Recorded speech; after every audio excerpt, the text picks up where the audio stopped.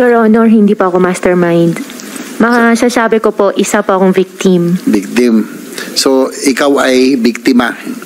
O kaya, pawn. No? Ikaw ay ginagamit ng isang international group o crime syndicate. Willing ka bang sabihin kung sino yung most guilty na sinasabi mo? Yes po, Your Honor. I think it's the first time narinig ko na sinabi ni Guo Huaping na meron na tayong natutumbok sa buong kwento nung sino ang pinakamatataas sa likod nitong mga pogo sa Pilipinas at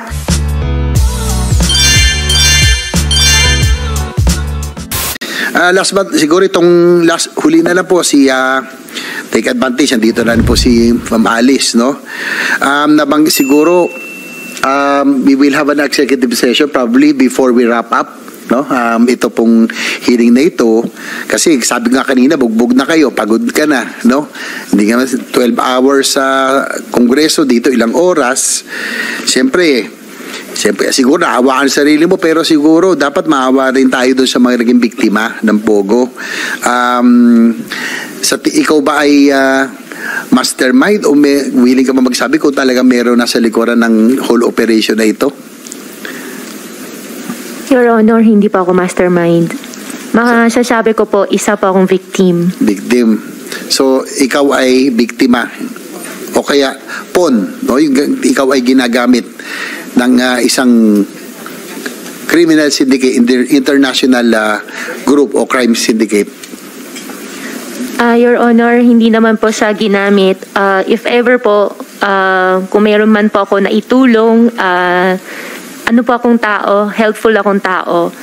Kung meron man po, yun lang po. Pero sa mga activities po na ginawa or sa mga allegations po, wala pa akong kinalaman. Kasi Madam Chair, no, siguro sabi ko lang kay Madam Alice, no, tanong ko lang kung kayo po tingin nyo sa ganitong operasyon, kayo ba ay guilty or kayo ba most guilty o tingin mo meron pang mas guilty sa inyo dito sa ganitong operasyon? Hindi po ako guilty po. So, hindi kayo most guilty. Meron pang mas guilty. Kumbaga may mastermind pa talaga. Hindi, less guilty. Hindi guilty talaga. Sige po. Your Honor, I think sa tagal po na investigation, alam na rin po ng committee po, especially chaired by our Madam Chairman, who's really at the back of everything po. Kaya ako natanong kasi baka sa executive session sana sa uli ay may pagkakataon pa kayong sabihin kung sino man yung talagang nasa likuran. Kasi nga kung sabi mo ikaw ay biktima, maawa din tayo sa mga naging biktima ng pogo, di ba? So sa executive session hindi pwedeng ilabas yun, no, sa media, sa publiko. Maintindihan namin kung ikaw ay natatakot, no, dahil international crime syndicate po ito, natatakot ka para sa buhay mo.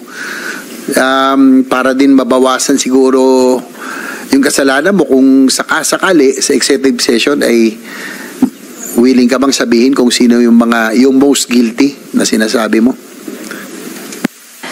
Yes po, Your Honor. Madam Chair, so I wrap up. So I'm expecting that Ms. Alice Go will divulge the real masterminds of the operation of this international crime syndicate, and we'll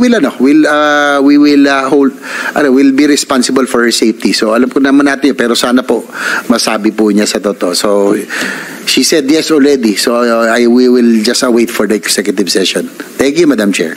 Maraming salamat, Senator JV.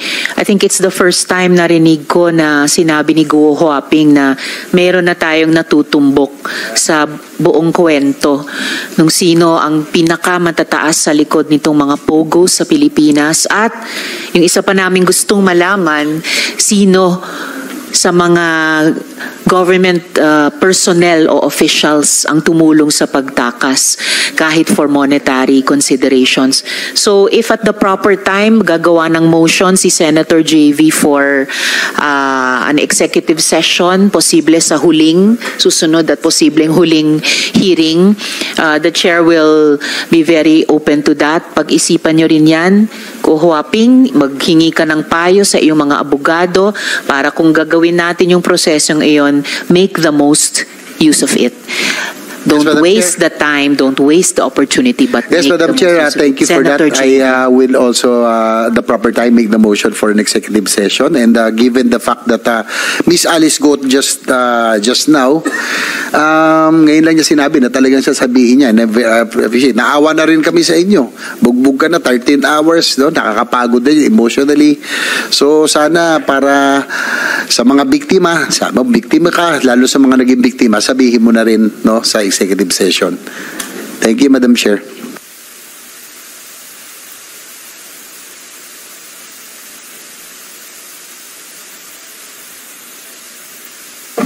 Madam Chair, with that, if we have the time, probably, if I move that we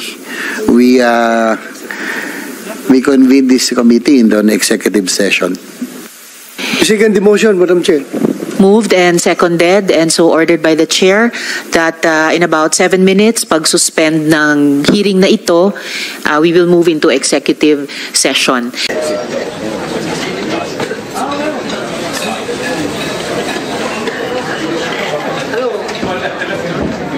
Ano, Madam Chair?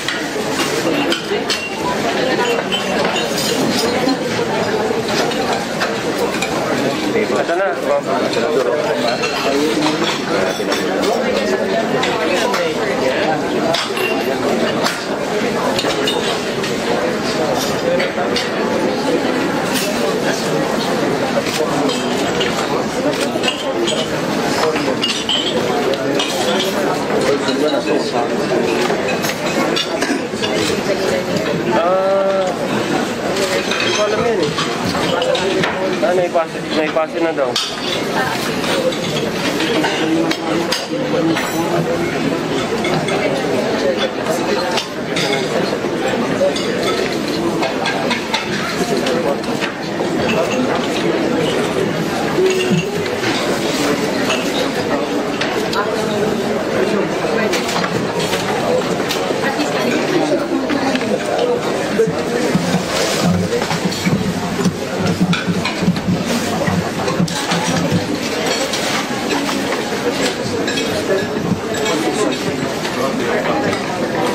Ano po, sir?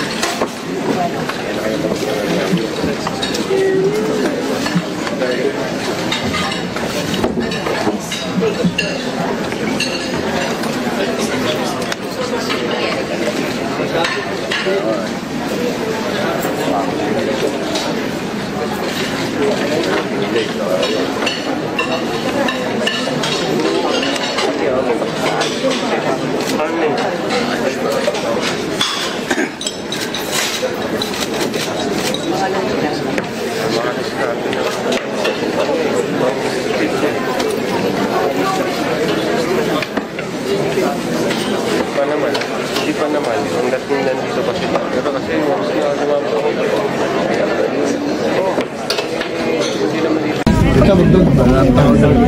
Sir, pumayag? Sir, pumayag?